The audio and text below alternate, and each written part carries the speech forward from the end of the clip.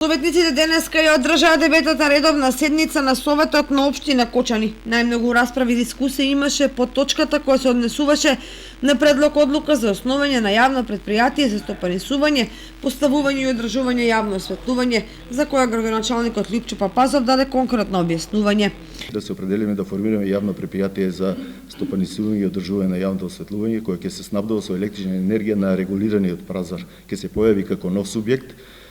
ќе аплицираме, односно ќе упатиме барање до Евана, за да не прифати како снабдувач, односно да го прифати новото јавно претпријатие како снабдувач на регулираниот пазар, со што ќе можеме да побараме согласност од регулаторната комисија и наместо просечната берзанска цена плюс провизија од 17,4 која би се движиле во наредниот период околу 20 и некој денар, зависи од условите на берзата, да имаме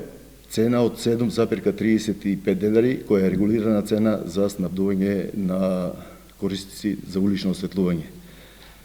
Тоа е единствената и искрената намера заради која влегуваме во процесот на формирање на ово јавно претпријатие. Потоа советниците од опозицијата предложија точката да биде поместена за наредната седница и по кратка пауза точката е оставена за разгледување на следната седница на Советот на општина Кочани. Од обемниот дневен ред на предлог на претседателот Лазо Митев, двете точки кои што се однесуваа за работењето на Центарот за развој на Источно-Планскиот регион беа поместени за наредната седница, а меѓу точките кои што не беа изгласани на денешната седница се извештаите за реализација на програмата за контрола и популација на бездомни куќиња, предлог решение за именување членови на управниот одбор во детската градинка Павлина Белјанова и информацијата за работа на Центарот за култура Бели Мугри за 2021 и програмата за работа за 2022 година.